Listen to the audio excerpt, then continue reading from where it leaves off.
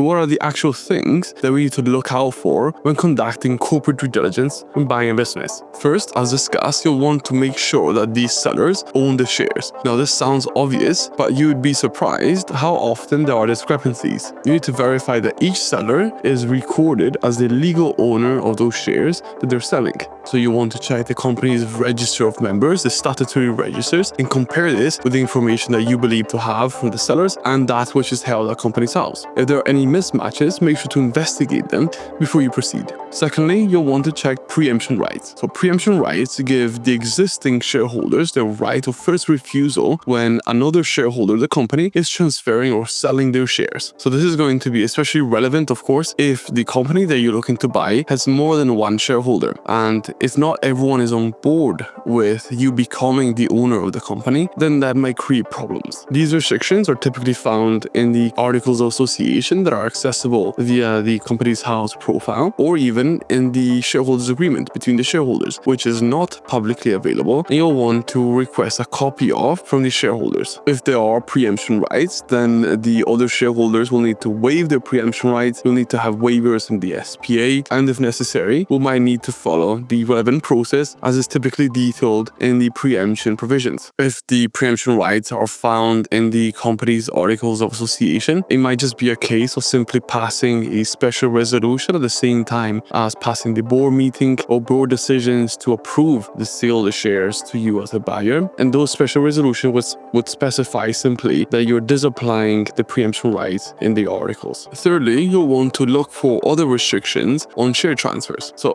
beyond preemption rights, there may be other restrictions on the transfer of shares. Some articles of association require board approval before the shares can be transferred. For example, the vast majority of articles of association require that there is a board meeting and a board approval is given to the transfer of shares. So you'll need the directors of the company to also be on board with you becoming the new owner of those shares. Others may state that a director who is also a shareholder cannot approve the sale of his own shares to someone else because, for example, of a conflict of interest. If that's the case, then again, we'll need to make sure that either the conflict of interest provisions are disapplied by special resolution, or there are enough directors present at the meeting to still form a quorum, meaning there are enough directors present for decisions to be validly made, even if the conflicted director is not counted towards the quorum. So in short, or in summary, we'll need to understand what are the hoops that we need to jump through, and of course, make sure that we properly jump through those hoops as detailed in the relevant documentation. The risk with not identifying the hoops that we need to jump through and not properly jumping through those hoops is for the transaction to be recognized as not valid. That's typically the case if you don't follow the correct procedure and someone decides to challenge the transaction.